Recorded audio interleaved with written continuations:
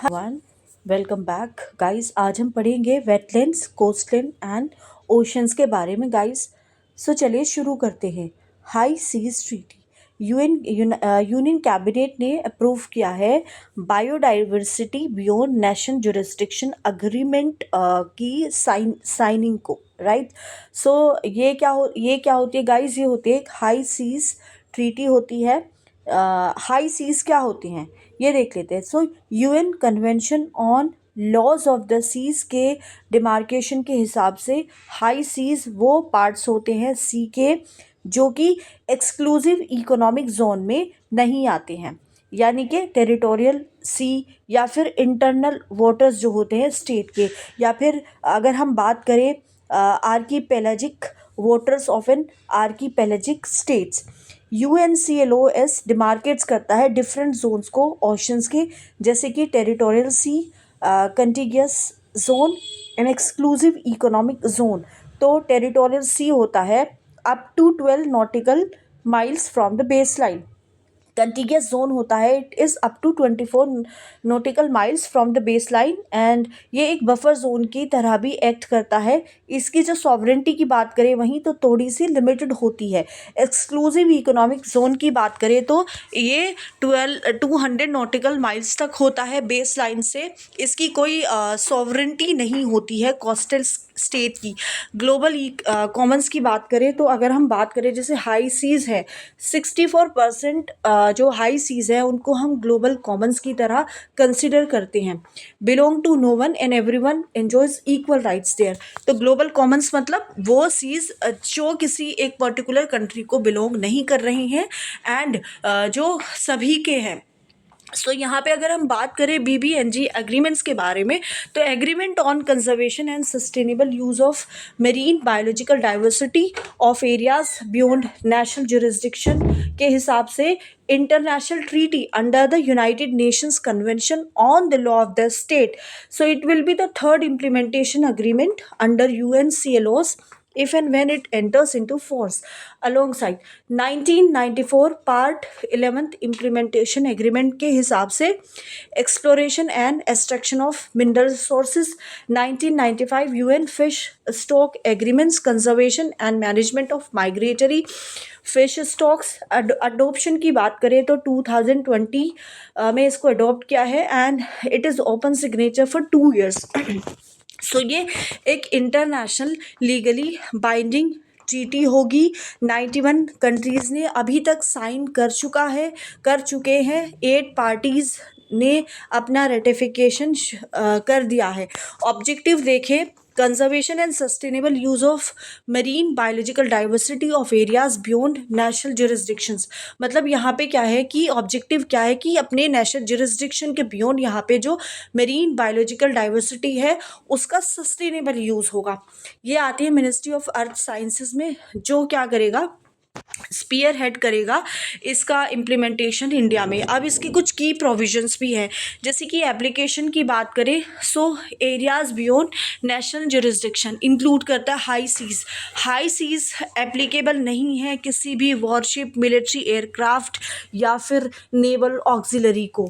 उसके बाद अगर हम बात करें पार्ट 2, जैसे कि dealing with marine genetic resources apply करता है सिर्फ गवर्नमेंट वेसल्स को, नॉन कमर्शियल सर्विस में।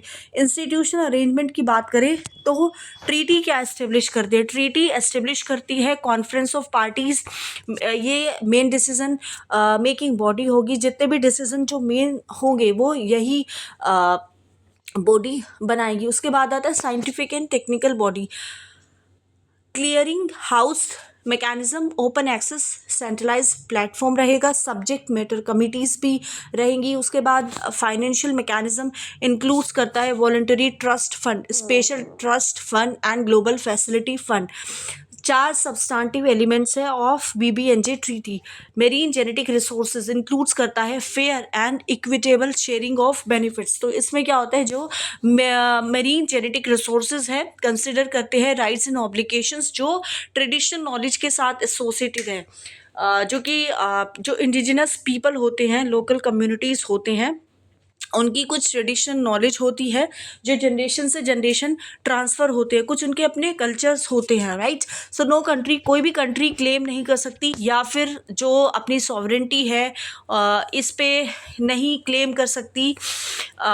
मेजर्स जैसे कि एरिया बेस्ड मैनेजमेंट टूल्स है जो इंक्लूड करते हैं marine protected areas. ABMT establish करती है well connected network of marine protected areas. To date largest international MPA अभी तक कहाँ पे है, एंटार्क्टिकाज का रोज सी है। एनवायरमेंटल इम्पैक्ट असेसमेंट को भी यहाँ पे देखा जाता है, capacity building and the transfer of marine technology. So UN convention on laws of the sea comprehensive international law है जो कि लेजिमिटेट बिहेवियर के लिए है, एंड यहाँ पे लेजिमिटेट बिहेवियर के लिए and use of seas and oceans everywhere. तो ये क्या है, कॉम्प्रिहेंसिव इंटरनेशनल लॉ है जो कि हमें बताता है कि कैसे हम जो सीज हैं, ओशंस हैं, उनका कैसे यूज़ करें, राइट। 1982 में इसको अडॉप्ट किया जाता है, 1994 में इसका इन्फोर्समेंट होता है। Almost universal acceptant 170 state parties इसने इसको एक्सेप्ट किया है और इंडिया भी इसका एक पार्ट है। प्रोविजंस की बात करें अगर, डिफाइन करती है right and duties of Nations regarding activities in the oceans. ये जो कुछ भी आप एक्टिविटीज़ करते हो अनलेस आपके इन्वायरमेंट को डिग्रेड नहीं कर रही है, तो ये राइट्स एंड ड्यूटीज़ को डिफाइन करता है नेशन को। जो सॉवरेंटी से रिलेटेड कोई भी इश्यूज आता है उसको यही एड्रेस करता है। सो एस्टेब्लिश करती है international seabed authority. Coral bleaching की अगर हम बात करें, recently wide spread coral bleaching को देखा गया है इंडियन कोस्ट में, लार्जली जो कि Lakshadweep, gulf of Mannar, Palk bay and Andaman and Nicobar islands को इम्पैक्ट कर रहा है, अफेक्ट कर रहा है। सो अगर हम देखें ब्लीचिंग के इंस्टेंसेस को, लक्षद्वीप आइलैंड्स की बात अगर हम करें तो यहाँ पे बेसिकली ये कोरल अटोल्स का बना हुआ होता है और ये बहुत ही सिग्निफिकेंट रिस्क पे है अभी। ब्लीचिंग को देखा जाता है सारी स्पेशीज़ के अक्रॉस, जैसे कि acropora muricata and porites cylindrica in the Kavaratti islands. Species that are often more stress tolerant जैसे कि porites lutea, pavona variants have also begun to bleach in Lakshadweep. Gulf of Mannar में लाइव कोरल कवर जो है gulf of Mannar का वो decrease हो चुका है, 27.3% था 2005 में और अब 2021 में ये 30% है। गोवा की अगर हम बात करें तो coral bleaching has started but is limited to one species जिसका नाम है गोनियोपोरा। यहाँ पे एक मैप दिया हुआ है जिसमें बताया गया है कि कोरल्स जो है वो कहाँ कहाँ है इंडिया में। गल्फ ऑफ कुछ में देखने को मिलते हैं, अरेबियन सी में मिलेगा, लक्षद्वीप आइलैंड्स में मिले हैं, गल्फ ऑफ मन्नार एंड पाक बे में मिला है, अंडमान एंड निकोबार आइलैंड्स में, एंड ये आपका है बे ऑफ बंगाल। सो अब बात करते हैं कोरल ब्लीचिंग्स के बारे में। हमने इतना पढ़ तो लिया है लेकिन सवाल ये उठता है कि कोरल ब्लीचिंग्स एंड कोरल आखिर क्या होते हैं। सो कोरल्स क्या होते हैं, ये बेसिकली इनवर्टिब्रेट एनिमल्स होते हैं जो कि नाइडेरिया ग्रुप को, ये बेसिकली नाइडेरिया जो है एनिमल्स का ग्रुप है और यहीं को ये इन्वर्टिब्रेट्स एनिमल्स इसी ग्रुप को बिलोंग करते हैं नाइडेरिया में। जनरली हम इनको क्लासिफाई करते हैं hard coral, reef building corals having रोक लाइफ कैलकेरियस स्केलेटन, और सॉफ्ट कोरल। तो दो तरह के होते हैं, एक हार्ड कोरल होता है, एक होता है soft coral. Hard coral basically reef building corals होते हैं जिनकी जो स्केलेटन है वो किसकी बनी होती है, कैल्शियम की बनी होती है। कोरल रीफ्स कैसे फॉर्म होते हैं, कोरल रीफ्स फॉर्म होते हैं पोलाइप्स से। जो हार्ड कोरल्स है जब उनका पोलाइप्स होता है तो यहाँ पे कोरल रीफ्स बनते हैं, राइट। सो जो कोरल्स होते हैं वो क्या एस्टेब्लिश करते हैं, सिम्बायोटिक रिलेशनशिप माइक्रोस्कोपिक एल्गाई के साथ। इस एल्गाई को बोलते हैं हम ज़ूओजेंथिलिए, राइट, ज़ूओजेंथिलिए। थीलिए जो इनको कैरेक्टरिस्टिक्स कलर्स देता है। ग्रोथ कंडीशन अगर हम देखें कोरल रीफ्स की, सो वार्म होती है बेसिकली 23 से 29 डिग्री सेल्सियस के बीच, सोल्टी होती है 32 से 42 पीपीटी, क्लियर होते हैं, शेलो मेरीन वाटर्स में आपको देखने को मिलेंगे स्टेबल टेम्परेचर्स के साथ, और वहाँ पे जहाँ पे सनलाइट अबेंडेंट हो। सिग्निफिकेंस क्या है रीफ का? सो सिग्निफिकेंस ये है कि ऑफन हम इनको रेन फॉरेस्ट बोलते हैं ओशन का। क्यों? हाई डाइवर्सिटी, बायोडाइवर्सिटी की वजह से प्रोडक्टिविटी बहुत ज़्यादा हाई होती है। कोरल रीफ जो होते हैं ये 25% मरीन लाइफ को सपोर्ट करते हैं, जो स्टॉर्म का इम्पैक्ट होता है उसको मिनिमाइज करते हैं, टूरिज्म को प्रमोट करते हैं, और एक कार्बन सिंक की तरह एक्ट करते हैं। कोरल ब्लीचिंग क्या होता है? देखिए, जब कोरल स्ट्रेस हो जाते हैं, कोई भी कंडीशंस में चेंजेस हो जिसकी वजह से वो स्ट्रेस हो जाते हैं, जैसे कि टेम्परेचर में कुछ चेंजेस हुए हैं, लाइट में चेंजेस हुए हैं, न्यूट्रिएंट्स में चेंजेस हुए हैं, तो ये क्या करते हैं, जो सिम्बायोटिक एल्गाई होते हैं, एल्गाई होता है बेसिकली, कोरल उसको एक्सपेल करते हैं, जिसकी वजह से ये causing them to turn completely white. So presently 23 से 24 के बीच में is being named as the fourth global mass coral bleaching event.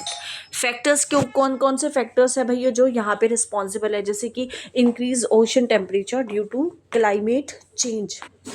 Corals जो हैं बेसिकली कुछ फैक्टर्स होते हैं जो रिस्पॉन्सिबल होते हैं कोरल्स ब्लीचिंग के लिए। सो जैसे कि इंक्रीज ओशन टेम्परेचर, हमने ये देखा था क्लाइमेट चेंज की वजह से रन ऑफ पॉल्यूशन हो चुका है।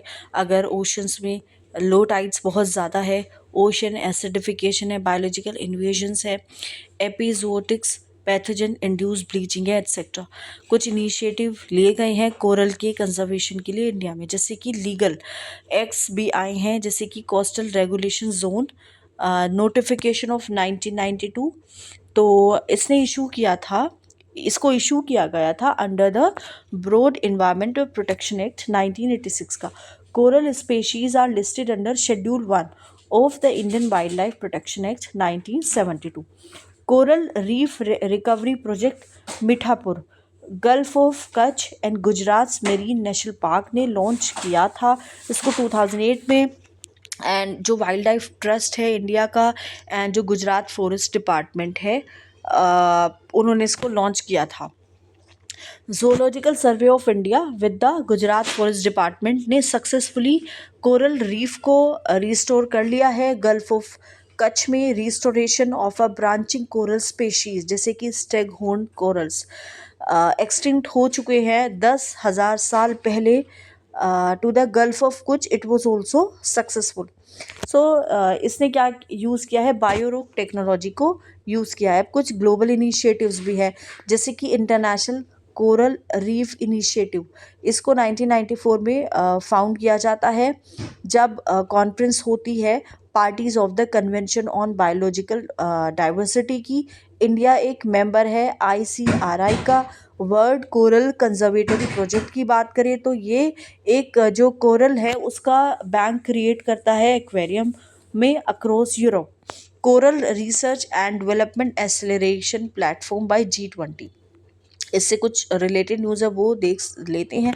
Artificial reefs 300 artificial reefs were deployed off the coast of the Rameswaram which is in Tamil Nadu. Artificial reefs होती क्या है? टेक्नोलॉजी इन्वेंशंस होती हैं जिससे हम क्या करते हैं, रिहैबिलिट करते हैं या फिर नेचुरल हैबिटाट्स को क्या करते हैं, इम्प्रूव करते हैं। उनको सी बेड पे प्लेस किया जाता है, एक साइंटिफिक डिज़ाइन फिक्स होता है और फिक्स फंक्शंस होते हैं, जैसे कि सेल्फ सस्टेनिंग प्रोडक्शन सिस्टम। सो ये जो नेचुरल रीफ है उसके कैरेक्टरिस्टिक्स को बेसिकली मिमिक करते हैं। क्या क्या मटेरियल्स यहाँ पे यूज़ होते हैं, जैसे कि rocks, cinder blocks, wood, old tyres, limestone, steel, concrete etcetera. Department of fishery promote कर रही है इसको प्रधानमंत्री मत्स्य संपदा योजना के अंडर, ताकि जो कोस्टल फिशरीज़ है उनका रिजुवेनेशन हो सके। Ramsar sites, new wetlands from India को रामसर लिस्ट में ऐड किया गया है। तो हमारे पास जो अभी टोटल जो रामसर साइट्स है वो 85 है।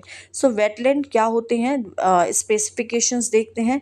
Nagi and Nakti bird sanctuaries Bihar, man made reservoirs है Nagi dam and Nakti dam, and feature dry करते हैं, एंड यहाँ पे ड्राई डेसिडस फॉरेस्ट पाया जाता है, which is surrounded by hills.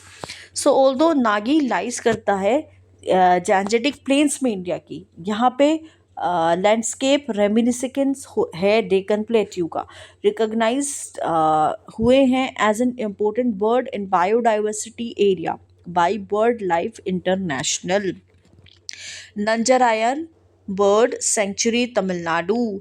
नंजारयन lake एक लार्ज शैलो वेटलैंड है जो किंग नंजारायन के नाम के बाद इसका नाम पड़ा, जिन्होंने इसको रिस्टोर किया और इसका रिपेयर किया। उसके बाद है Kazhuveli bird sanctuary Tamil Nadu, brackish shallow lake, तो ये कोरोमंडल कोस्ट पे बेसिकली लोकेटेड होती है नॉर्थ ऑफ पौंडीचेरी में, and it is connected to Bay of Bengal by brackish Yupukali Creek and Yeda Yantittu estuary। Tawa reservoirs की बात करें तो ये लोकेटेड है inside Satpura tiger reserve and borders Satpura national park and Bori wildlife sanctuary. Constructed है at confluence of Tawa and Denwa rivers. Wetlands के बारे में और डिटेल में थोड़ा देखिए। एरिया होता है लैंड का जो पानी के साथ सेचुरेट होता है। वेटलैंड को मीट करना है एक से ये 2 क्राइटेरिया, जैसे कि रेगुलरली सपोर्ट्स करना 20,000 या मोर वाटर बर्ड्स को, या फिर बायोलॉजिकल डाइवर्सिटी को कंजर्व करना। सिग्निफिकेंस अगर हम देखें बायोडाइवर्सिटी हॉटस्पॉट्स, वेटलैंड्स कवर करते हैं 6% ऑफ अर्थ सरफेस, लेकिन ये 40% जो ग्लोबल बायोडाइवर्सिटी है उसको भी सपोर्ट करते हैं। ये जो किडनी है बेसिकली, अगर हमारी बॉडी में जिस तरह से किडनी का फंक्शन होता है उसी तरह से ये अर्थ की किडनी की तरह फंक्शन करती है, क्योंकि जो एक्वेटिक प्लांट्स होते हैं वो हैवी मेटल्स को एब्जॉर्ब करते हैं, एंड जो एनवायरनमेंट में एक्सेस न्यूट्रिएंट्स है इसको ये एब्जॉर्ब कर लेते हैं, जैसे न्यूट्रिएंट साइक्लिंग हो गया, carbon sequestration etcetera. Ramsar convention की बात करूँ again, so inter governmental treaty है for the conservation and wise use of wetlands and their resources. Adopt इसको किया जाता है रामसर ईरानी 1971 में, और ये 1975 में फोर्स में आता है। सो इंडिया एक पार्टी बनी है 1982 में। List of wetlands of international importance और द रामसर लिस्ट कंटेन करती है वेटलैंड्स जो होल्ड करता है significant value for humanity as a whole. Ramsar list की बात करूँ, वेटलैंड्स जो होती हैं रामसर लिस्ट में वो कम से कम 9 में से 1 क्राइटेरिया ज़रूर फुलफ़िल करते हैं, जैसे कि जो कन्वेंशंस ने डिफ़ाइन किया था। कॉन्ट्रैक्टिंग पार्टीज़ को एक्सपेक्ट किया जाता है कि वो रामसर साइट्स को मैनेज करें, ताकि जो उनका इकोलॉजिकल कैरेक्टर है उसको पूरी तरह से मेंटेन कर पाए। मॉन्ट्रियुक्स रिकॉर्ड रामसर साइट जहाँ पे कुछ भी इकोलॉजिकल कैरेक्टर्स में चेंजेस होते हैं या हो चुके हैं या हो रही हैं या फिर फ्यूचर में हो सकते हैं, और ये किसकी वजह से हो सकते हैं, टेक्नोलॉजिकल डेवलपमेंट्स की वजह से, पॉल्यूशन की वजह से, या ह्यूमन इंटरफेरेंस की वजह से। Loktak Manipur and Keoladeo national park Rajasthan of India इसमें इंक्लूडेड है। तमिलनाडु के पास मैक्सिमम रामसर साइट्स होती हैं, उसके बाद होती है उत्तर प्रदेश में। सो और कौन कौन सी वेटलैंड से रिलेटेड न्यूज़ है। सो पंगोंग सो लेक एक एंडोरेक लेक है, लैंडलॉक्ड वर्ल्ड्स की हाईएस्ट सोल्ट वाटर लेक है। 1/3 ऑफ द लेक लाइज करती है इंडिया में, कलर चेंज करती है डिफरेंट टाइम्स में, एंड इंडस रिवर बेसिन का ये पार्ट नहीं है। उसके बाद आता है Kawar lake, aka Kabartal wetlands. Fresh water natural wetlands draws करती है पानी कहाँ से, गंडक, बिया एंड करे रिवर के कन्फ्लुएंस से। बिहार की पहली रामसर साइट है Kanwar lake, important stop over along central Asian flyway. उसके बाद बात करते हैं प्यूलिकट लेक। सो ये आंध्र प्रदेश एंड तमिलनाडु के बॉर्डर पे सिचुएटेड है, second largest brackish water lake है इंडिया में आफ्टर लेक चिलिका जो कि उड़ीसा में है, and Shri Harikota islands separate करता है लेगून को बे ऑफ बंगाल से। फेड करता है mainly, it is fed mainly by rivers Kalangi and Arani, and supports करता है लार्जेस्ट कंग्रीगेशन ऑफ फ्लेमिंगोज। उसके बाद आते हैं सुंदरबन मैनग्रोव पे, वर्ल्ड का लार्जेस्ट मैनग्रोव इकोसिस्टम है। इसको जो स्पेशीज़ है जैसे हेरिटियरा फॉर्म्स, जिसको हम सुंदरी भी बोलते हैं बंगाली में, उसके बाद इसका नाम पड़ा है। So located on world's largest delta of the Ganges, Brahmaputra and मेघना river. United Nations water convention spring initiative, United Nation ने बैक किया है नेटवर्क प्रिंसिपल्स को रिस्पॉन्सिबल इन्वेस्टमेंट के लिए, एंड लॉन्च किया है स्प्रिंग, जो कि एक न्यू इनिशिएटिव है जो कि होल्ड करेगा या रिवर्स करेगा नेचर लॉस को बाय 2030।